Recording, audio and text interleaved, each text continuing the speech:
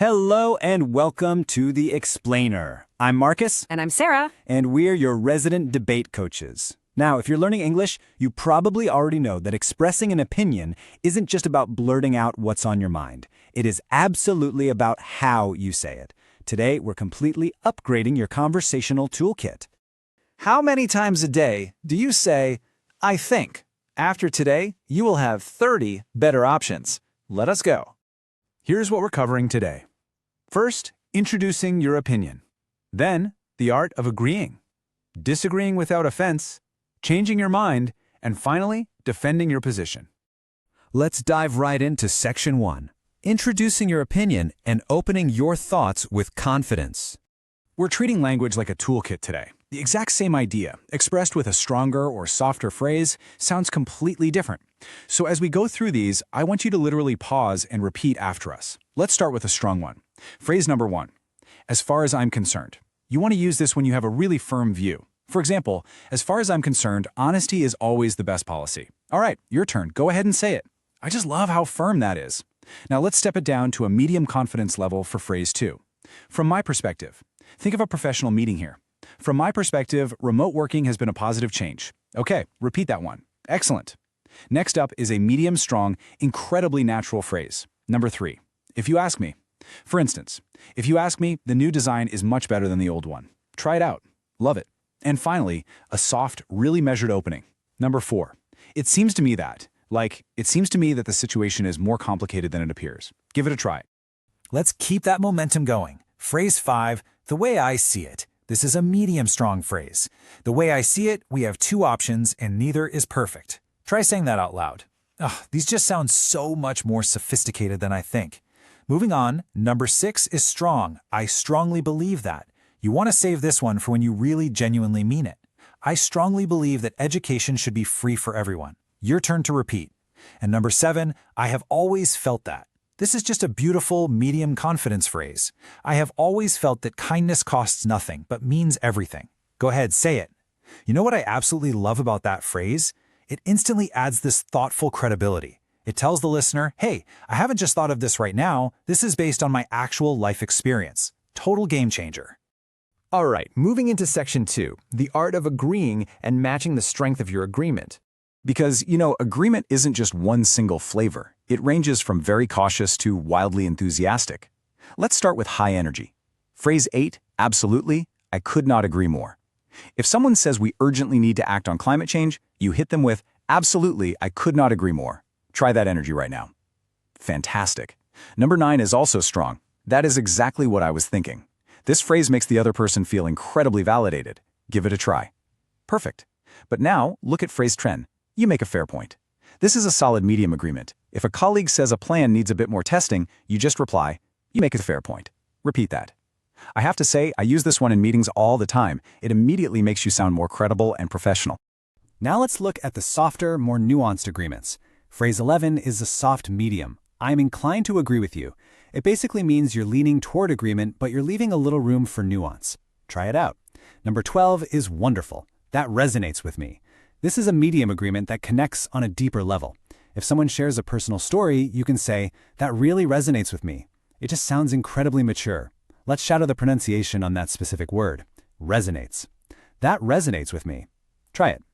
Awesome. And phrase 13, there is a lot of truth in what you are saying. This is a medium strong acknowledgement. It means they're mostly correct, but you aren't giving up your own nuance. Say it with us.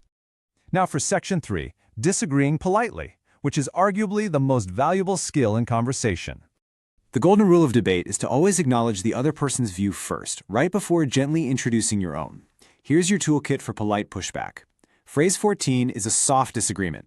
I see where you are coming from, but this is literally the perfect respectful opener. Try it out. Number 15 is medium. With respect, I would have to disagree. Let me tell you, with respect is a total game changer for sounding professional yet firm. Repeat that one. 16 is a soft medium, highly intellectual phrase. I take your point, but I'm not entirely convinced. Say that with us. And 17, a smooth medium. That is one way of looking at it, though I would argue this naturally validates their view while gracefully introducing yours. Give it a try. Let's see this in action with a mini role play. I'll play the setup. I think this budget is perfect. And here's the response. I am not sure I fully agree with that. Could you explain your reasoning a little more? Notice how that soft phrase, number 18, instantly invites more discussion? But let's say we've been arguing for 20 minutes and we're just getting nowhere. I'd say, I think we might have to agree to disagree on this one. Exactly. Phrase 19 is completely neutral. It ends things warmly without either side having to back down. Try saying phrase 19 out loud for us. Moving to section 4, changing your mind. And remember, this is a sign of intelligence, not weakness. Updating your view based on new information is a highly respected conversational move. Phrase 20 requires a really humble tone. Actually, now that you mention it, I think you are right. Try it. Good. Phrase 21, I have to admit, you have a point there. Say that one. And phrase 22, which is often the hardest one to say, but definitely the most respected. You know what? I think I was wrong about that. Let's demonstrate that really honest tone. You know what? I think I was wrong about that. Perfect. Now you try it at home. Let's do a full role play here. This setup. But Sarah, if we cut this budget, we lose the marketing team entirely. And the graceful response? That is a really good point, actually. It has made me reconsider. See how smooth that is? Or you could use phrase 24. Let's do the setup again. But Sarah, if we cut this budget, we lose the marketing team entirely. And the response? I had not thought of it that way. That changes things. Those two phrases show you aren't just debating to win. You are actively thinking and listening. Practicing both of those out loud right now. Finally, section 5. Defending your position or holding your ground politely but firmly. Sometimes you just have to stand by your opinion without sounding stubborn. You need a strong, grounded vocal tone here.